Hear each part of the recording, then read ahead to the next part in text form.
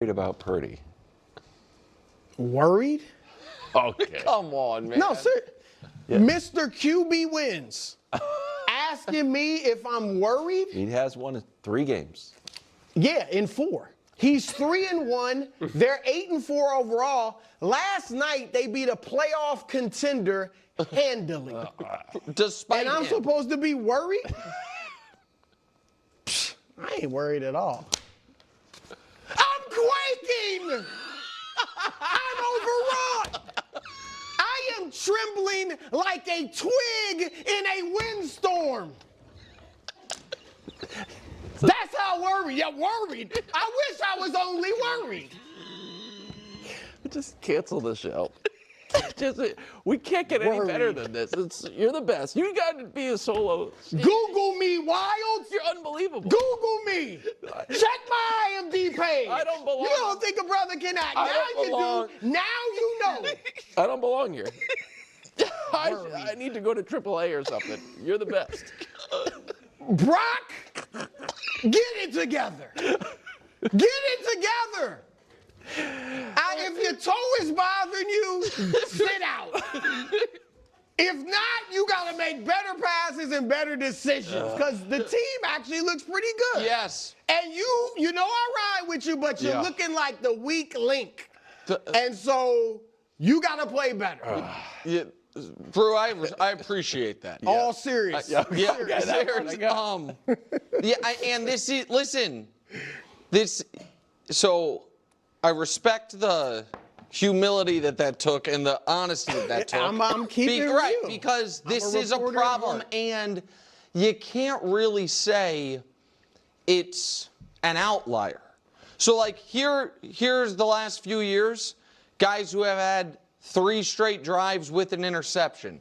You're going to note, like, so it's Purdy yesterday, and then Dak, who's really good, and then quarterbacks that either aren't starters or we don't trust. So you might say, Jameis is a pro. Like was the that's MVP lately, here. that's how Brock's been. Like he has some big plays, but it's like a reckless. it's a great it's comp. yeah. Jameis when he actually this That's is when he was Jameis with New Orleans, but you're thinking of like Bucks Jameis. Yes. You know what I mean? The guy's like, hey man, no risk it, no Even biscuit. now, I mean, we know correct. if he plays more, that's what's coming. And so the fact that it's happened once, he's done it once, don't have him 5 times, makes it feel like it's an outlier.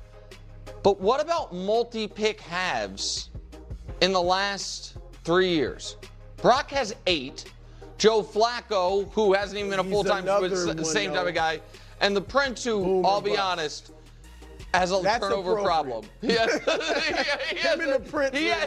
a turnover problem. And so this is my concern, because I really agree with the last thing you said. I don't quite know how, other than Shanahan's a brilliant tactician. Big Bob Saleh is if I had a vote for assistant coach of the year, which exists, that's an award that exists, it'd go to him right now. I agree. Now, I'm not here to argue that the recent trend is positive or exceptional, but we must look at the full picture. Back in 2023, this team advanced all the way to the Super Bowl. During that campaign, Purdy performed at an exceptionally high level and was a genuine contender for the MVP award. He was brilliant. If I had to guess which game featured him throwing multiple interceptions in one half, I'd assume it was against the Baltimore Ravens, a contest where the entire team seemed off-kilter and the game got away from them. I believe that was the instance, but I won't fact-check it because the specific game isn't the crucial point here. Then we have last season, which was an absolute disaster from an organizational standpoint. The injury count was astronomical, and we saw the consequences of that unfold on the field. Again, I'm not claiming the quarterback's performance was ideal, good, or great during that period, but it underscores why tiny, decontextualized stats like these carry very little weight with me. Furthermore, when you look at a list comparing quarterbacks, you might see Dak Prescott listed as great, and then a few other names, followed by Purdy. The logical conclusion isn't to dismiss Purdy as an outlier while ignoring the context that could explain his placement. You could just as easily say, look, we have 2 elite quarterbacks who have achieved this stat, and then we have these other 3, including Purdy. There you have it. It's unreasonable to single out one player as an exception without acknowledging the potential mitigating factors for another. The whole exercise feels somewhat absurd to me. So, should you be worried? I don't believe that's the appropriate emotion. Should you be concerned? Should there be a degree of hesitation, frustration, or annoyance? Absolutely. But words like worried and concerned, while similar, feel too intense for the current situation. To me, being wary is a better fit, as concerned evokes the feeling of a parent waiting up at home, wondering when their son or daughter will return. Worried is that next level of anxiety, pacing the floor, thinking, is something seriously wrong? Why aren't they answering their texts? Do we need to contact the authorities? It's that heightened state of alarm. We are simply not at that stage with Brock Purdy. What we have witnessed over the last season and a quarter has been a relentless series of minor setbacks, 1,000 paper cuts, so to speak, followed by the occasional more significant blow. Last year, the entire team was in disarray, with a catastrophic number of injuries, and I would even argue that head coach Kyle Shanahan did not handle the situation optimally, though I believe he has learned from that experience. This time around, the team is in a much better position to be resilient, primarily because they have Christian McCaffrey available. He has been the quintessential workhorse, capable of unlocking the precise style of offense that Shanahan wants to run, a style that brings out the best in this system. Compounding the issue, Brock Purdy hasn't been at 100% physically, and when you combine that with some genuinely poor play, it creates a perfect storm for criticism. This is the juncture where you must place your trust in Purdy's foundational abilities. Several of his interceptions have been a product of him being overly aggressive and assertive, trying to force a play that isn't there, coupled with some simply inaccurate passes. You can't necessarily attribute all of them to poor decision-making. On some occasions, the decision might have been sound, but the execution, the delivery of the football, was just slightly off. The way I see it, Brock Purdy possesses the fundamental skill, football intelligence, and coachability to play a conservative game manager style if that is what is required. If the situation demanded he perform exactly like Mac Jones, he has the capacity to do so. If the team needed a carbon copy of Kirk Cousins' style of play, he could execute that. I have enough faith in Purdy's maturity and his connection with the coaching staff to believe he can look at a performance like this and correctly assess, all right, I need to be smarter. I know these are throws I am capable of making. I was just a fraction off. Sometimes a quarterback will attempt a pass, it will be errant and result in a turnover, but he won't be scared away from that read. His thought process is, that's a throw I can make 9 times out of 10. I just missed on that one attempt. I simply messed up. It's analogous to Stephen Curry, an example I frequently use in these discussions. Imagine Steph takes a shot from the logo and misses. Imagine he even airballs it. The reality is that Stephen Curry airballs a surprising number of 3-point attempts. One of the most enlightening things about watching prolific shooters, like him and Klay Thompson, is realizing how often they completely miss the rim. When I was younger and playing basketball, an airball felt humiliating, as if everyone suddenly thought you were terrible. But watching Curry, you see that even the greatest shooters airball regularly. After an airballed logo 3, Curry doesn't think, I should never attempt that shot again.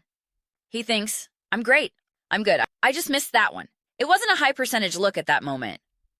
This is often the mentality of a quarterback. They make a throw that gets intercepted or sails out of bounds, and their internal analysis is, that is a play I can make. It just didn't connect this time. However, there are also times when a smart player recognizes, you know what? I'm not in a rhythm right now. I'm not at my best. I'm not in the zone. I need to pull back on the logo 3s for a while. This is a concept Stephen Curry himself has discussed.